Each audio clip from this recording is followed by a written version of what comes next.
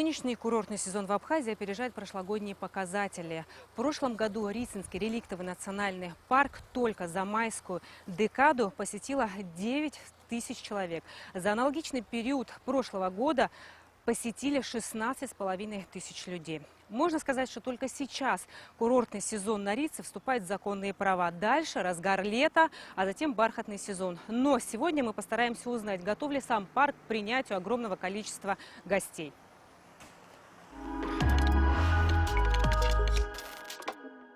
В прошлом году вином и медом, который мы не могли определить ни его производителя, ни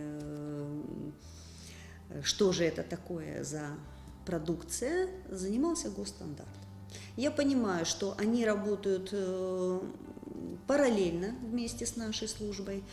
У них в их деятельности есть закон о защите прав потребителей, который основной для них документ в своей работе. Вот. И, естественно, моя задача обеспечить безопасность той продукции, которая действительно зарегистрирована в республике. Их задача уничтожить все то, что не является вообще продукцией питания. До самого озера Рица, которое так привлекает туристов, почти 40 километров. Однако и по пути есть на что посмотреть. Водопады, реки, озера. Не забегая вперед о туристической деятельности парка, я сразу хочу сделать акцент на очень важную деталь. Спустя почти 5 лет в Рицинском реликтовом национальном парке начал возрождаться самшит. Наверное, это новость, о которой сами сотрудники говорят вполголоса, ведь приложив огромные усилия, им все-таки удалось добиться результата.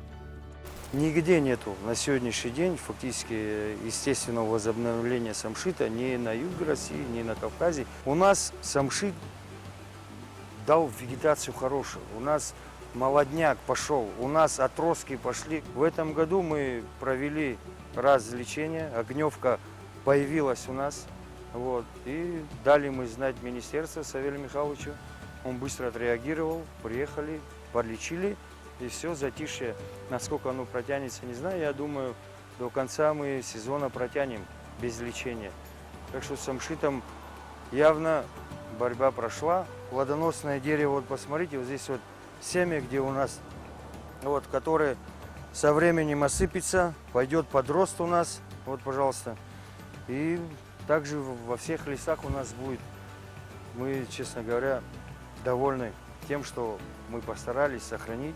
Рядом вот элементарно пикниковые места, которые мы сделали именно на этой территории, до 3 штук. Вот, приезжает наше население. То его не было, тут пошел подрост, вегетация пошла, и довольны, все смотрят посреди самшита пикниковое место, отдыхают люди. Едем дальше. Рицинский заповедник разделен на 5 лесничеств, в каждом из которых по 3 охранника. На участке 18-го километра заповедника расположился один из основных лесничьих домиков. В прошлом году именно на этом участке был открыт еще один маршрут, который не менее интересен. Дорога ведет к дольменам 3-го и 2-го тысячелетия до нашей эры. Этот дом предназначен для того, чтобы проводилась инспекция и зимой, и летом на территории национального парка. В первую очередь все идет у нас по сезону. У нас есть, когда основной вот, в зимний период, это чтобы не вырубали елки, защита природы наших, лесов наших, вот, охрана рыбы, поддержка дороги, то, что у нас производится ежедневно. Вот, и общая охрана, то, что инспектора находятся по смене. Мы должны обезопасить туристов. Мы должны, естественно, наших ребят, как сказать, наше население с детьми, которые приезжают зимой и летом. Естественно, идет патрулирование каждый день. Это утром, естественно, в обед, и также вечером общий обход уже идет, как выйдут все наши туристы. У нас в 2015 году, когда парламент принял закон о особо охраняемых природных территориях, мы тоже были участниками, мы тоже говорили, что Рица перенасыщена всякими вот этими постройками. И с 2015 года через КПП никто не смог провести ни одну доску. Если единственное, вот предприниматели, если после снега что-то там сломалось или что, они просто проводят косметический ремонт, но новых строений у нас на территории Рецинка-парка нет. Оно, понимаете, как я понимаю, каждый предприниматель хочет заработать, но это отражается на природе. А мы должны эту природу сохранить. Все-таки это же реликтовый национальный парк. Находясь в конкурентной туристической среде, нужно быть конкурентоспособным. За каждого туриста необходимо бороться. И здесь важно все. Цены, качество обслуживания, а также качество продукции, которую предлагают гостям в неких импровизированных выносных магазинчиках. Проще говоря, все должно соответствовать необходимым стандартам. Не успели сделать первую остановку и сразу же нарушение. Забегая вперед, хочу сказать, я не специалист в вопросе государственных стандартов, но перед тем, как выехать на съемку, я проконсультировалась со специалистами и могу привести вам вот такой небольшой пример. На любой продукции должны быть указаны хотя бы сроки изготовления и годности, не говоря уже о том, где и кем был собран и упакован, к примеру, мед. Обойдя рынок на Голубом озере, ни у одного продавца не удалось найти продукцию, которая соответствовала бы нужным стандартам. Если говорить по поводу меда, то, в принципе, за вот этот 2018 год у нас всего 11 образцов было. То есть половину из них принесли сами производители, половину наши инспектора, которые ездили на отбор проб. У нас не то, что недостаточный контроль, а недостаточные рычаги, чтобы как бы урегулировать вот эти все вопросы. Нету этих рычагов. Если я почему говорю, потому что я работал в советское время, долгие годы, тогда были рычаги конкретные, которые мы могли так запретить, реально снять с реализации. Ну, на сегодня вот эти рычаги воздействия на предпринимателей практически отсутствуют, если так честно. Вот еще один пример. Вино домашнее. Нет никакой маркировки и явно не проходило никакую проверку. И главное, любое вино должно храниться при температуре не выше 21 градуса. Судя по погоде, сейчас не меньше 35 градусов тепла. А когда еще вино хранят в пластиковой таре при такой-то жаре, вино просто превращается в яд, которым легко отравиться. Понятное дело, что контролирующие органы должны изымать такую продукцию и сразу же утилизировать ее. Сложно сказать, почему в самом начале курортного сезона данная продукция находится уже в реализации. Но и тот, кто покупает, должен сам понимать, что приобретая вот такую продукцию, которая хранится в непонятных условиях, в первую очередь сам подвергает себя опасности. Мы не можем работать в полном объеме, в полной мере, так как нет средств на то, чтобы развить эту лабораторию. Мы закупили некоторые реактивы. Вот сейчас у нас в планах руководство активно этим занимается, приобретение ряда оборудований, которые нам позволят расширить лабораторию. И, соответственно, мы будем исследовать различные продукты питания, которые и производят на территории Абхазии, которые завозятся на территорию Абхазии. Никакое вино не выдержит температурный режим, такой, как у нас есть, например, по дороге на Рицу. Естественно, 2 часа хранения вот этого неизвестного продукта в этих пластиковых упаковках, и это уже не, даже, вы знаете, если оно даже качественно выработано, например, его выдают там за домашнее вино, 2 часа в пластиковой таре это будет отравляющее вещество. В этом году вот мы уже планируем к сезону сертификация средств размещения. Это отдельная история, как говорится. А насчет алкогольной продукции пчеловодства, вот с 3-го квартала начнем, и я думаю, мы организуем такие внезапные, это однозначно внезапные проверки, более того, отборов проб и предоставление этих образцов в Российскую Федерацию, в город Сочи. Для того, чтобы получить реальный анализ, исследование, что мы реализуем нашим отдыхающим, нашим гостям. В туристической сфере всей страны есть, конечно, и более глобальная проблема, которую невозможно не затронуть. Конечно же, это безопасность. Огромная территория заповедника и большое количество туристов требуют постоянного присутствия представителей правоохранительных органов и медиков.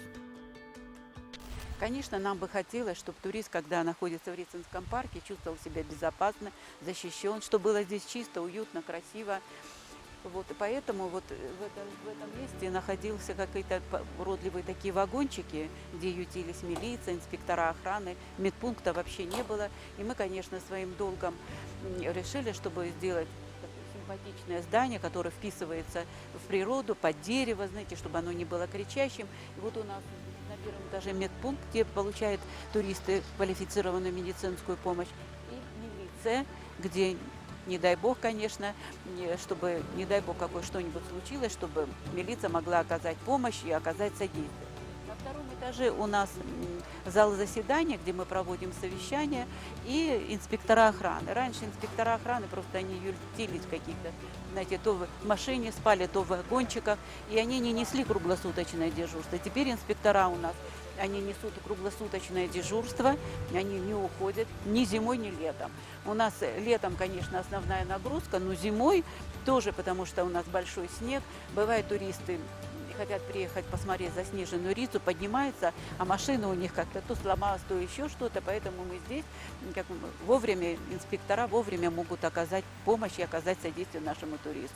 Зимой по-особенному, знаете, сложные погодные условия, снег большой и все прочее. Мы стараемся как-то работать так, чтобы, по максимально. Поэтому, как раньше было в отпуск без содержания, мы никого не отправляем. Они у нас где-то порядка 28 инспекторов по всему Рицинскому парку, но здесь 4 инспектора. На самое вот это здесь Рицинское лесничество, здесь 4 инспектора, которые несут службу, они сопровождают то до северной части озера, то на стоянку. В общем, они здесь практически вот эту зону контролируют и справляются со своими обязанностями. Безопасность как на суше, так и на воде, наверное, один из главных факторов, который дает гарантию на то, что гости уедут с хорошими впечатлениями и, возможно, еще не раз вернутся. Для того, чтобы следить за безопасностью на самом озере, в прошлом году 5 сотрудников парка прошли обучение в МЧС. Благодаря им сегодня не увидишь людей, плескающихся в озере, а тем более людей, катающихся под алкогольным воздействием на катамаранах.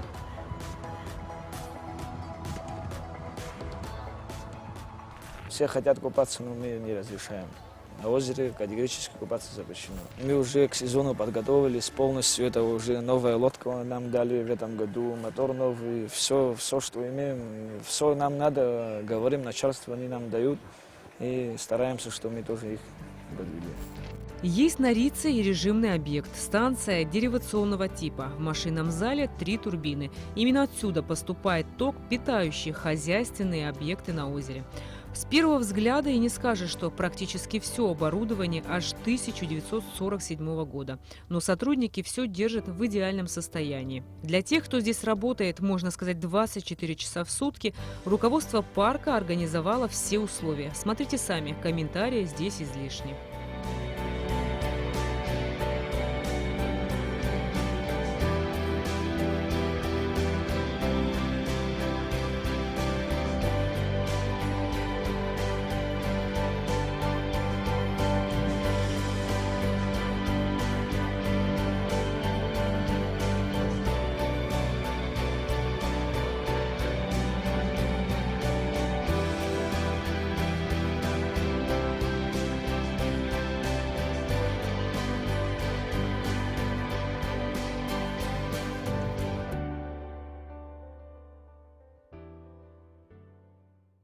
У нас, конечно, такая основная проблема – это наши очистные сооружения.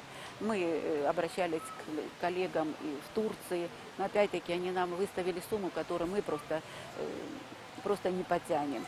Но мы стараемся каждый объект, чтобы какие-то септики они у себя устанавливали, все, чтобы не загрязняли. Мы, конечно, провели канализации с левой и с правой стороны. В озеро у нас вообще абсолютно ничего не попадает. Единственное, по старой схеме попадает в нашу канализацию систему, где просто механическим, как это были все эти годы, механическим способом идет очищение. Конечно, бы хотелось, чтобы настоящие очистные сооружения, чтобы это все перерабатывать, и чистая водичка выходила в реки. Но пока у нас из-за финансовых трудностей, к сожалению, пока мы с этой задачей не справились. Говоря о Рицинском реликтовом национальном парке, невозможно не сказать о Ауатхаре. Жемчужина Кавказа, окруженная альпийскими лугами. Невероятная тишина и спокойствие, царящие в этих краях, привлекают сюда экотуристов со всего мира. Наш пансионат рассчитан на 80 мест. В прошлом году, к сожалению, зима очень рано началась, в сентябре выпал снег, и мы вынуждены были закрыться и прекратить все какие-то ремонтные работы. В последнее время все больше и больше популярность Ауатхара пользуется у местного населения. Если раньше 80% это были туристы из России и 20% из Абхазии, то сейчас с точностью наоборот. Молодежь, семьи с детьми хотят подняться, отдохнуть, здесь природа прекрасный, воздух чистый. Но у нас практически июль-август, практически уже у нас брони нет, все у нас забито. Мы решили приступить к ремонту второго корпуса. И в прошлом году мы начали, практически мы думали, что мы его завершим, но из-за того, что снег в сентябре выпал, дорога, в принципе, перестала функционировать, мы вынуждены были свернуть все работы и уехать. В мае месяце мы хотели приступить, чтобы уже к 1 июня более-менее подготовить. Вы видите, здесь нет забора, еще нет детской площадки. 2 недели, как дорога открылась. Еле-еле мы с помощью спецтехники расчистили дорогу, потому что были снежные такие завалы, были деревья, очень много в этом году попадало. Здесь было около 3 метров снега. И мы только 2 недели как стали обустраивать. Но осталось, в принципе, немного. У нас уже 5 домиков заселены. В общем-то, я думаю, надеюсь, что в этом году мы все-таки второй корпус добьем. Вы видите, были 2 корпуса, они, как вам сказать, это постройка еще советских времен. Мы их проверили на экспертизу, они оказались совершенно непригодны для восстановления, и нам было рекомендовано их разобрать, потому что они, знаете, детишки бегают, могут зайти, забежать в это здание, а плита, не дай бог, упадет и поранит ребенка. И мы, конечно, разобрали эти 2 здания. И третье, которое нам сказали, его возможно восстановить, и только нужны укрепительные работы. У нас много времени занялись эти укрепительные работы, и большая работа была по планировке. Там были такие валуны, как-то вода стояла, все нам пришлось эти водоотводы делать, очень огромную работу. Мы многие деревья пересадили так аккуратненько с трактором, знаете, так это, чтобы не поранить корневую систему, не вытащили, посадили. Сейчас мы хотим как-то так красиво обустроить, уже заказана детская площадка, и здесь будет новая детская площадка, чтобы детишки могли отдыхать, родители тоже отдыхать, и детишки, как вам сказать, играть на детской площадке. В принципе, мы уже более-менее готовы. Мы сами, знаете, хотим только, чтобы изюминка какая-то такая особенная была, чтобы удобно всем, красиво, привлекательно было всем. Мы, конечно, к своей работе критически относимся. Еще много недоделок, которые мы видим и хотим это сделать. Я думаю, в течение 2 недель мы это все закончим. Да, к сожалению, пока что нам не удалось второй корпус ввести, как говорится, в работу. Что теперь делать? Я думаю, до конца этого года мы закончим. На следующий год уже будет у нас, как вам сказать, большее количество койко-мест, и уже у нас будут меньше сбоев, меньше, знаете, люди хотят как это расстроено, почему мы не успели, что делать?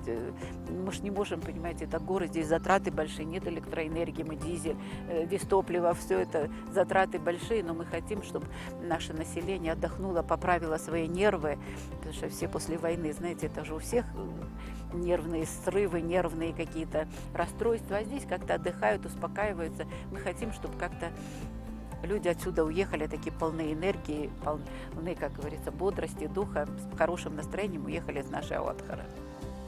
Завершая небольшой обзор о деятельности парка, хочу коснуться цифр. В 2015 году валовый доход парка составил более 194 миллионов. В 2016 году более 213 миллионов, в 2017 году более 137 миллионов, в 2018 году более 141 миллиона рублей. К примеру, с 2010 года по 2014 годы валовый доход парка не превышал 66 миллионов. До 2014 года налог на землю уплачивался парком в год на сумму 399 тысяч рублей. С 2015 года эта сумма составила 2 миллиона 180 тысяч. Мы одна из таких крупнейших организаций, которая дает государству большие налоги. Вот по сравнению с предыдущими годами налоговые отчисления в 10 раз больше. Вот это и 15, и 16, и 17, и 18 и так далее. Мы порядка, вы знаете, мы 100 рублей с билета зачисляем в Гудауту, налоги, и вот, как я говорила, 10 раз больше налогов мы отдаем республике. И на те оставшиеся деньги мы стараемся, вы видите, мы поменяли новые лавочки, новые мусорные баки, здания строим. И вот после каждой зимы, когда 2-3 метра снег, все эти перила становятся, знаете, краску мы подкрашиваем. Ребята все стороны, это новые баннеры, новые какие-то названия, новые вот у нас карты, схемы. И вот дальше мы там разметочки делаем, где люди, как вам сказать, что безопасно переходили. Видите, народу много, кто-то, знаете, зазевался, а тут машина едет. Мы все делаем, чтобы было безопасно. Помогают нам и милиции, и сотрудники инспекторской охраны. И вот так, в принципе, с задачами справляемся. Тьфу-тьфу, но вроде бы без всяких эксцессов уже 5-й год у нас проходит.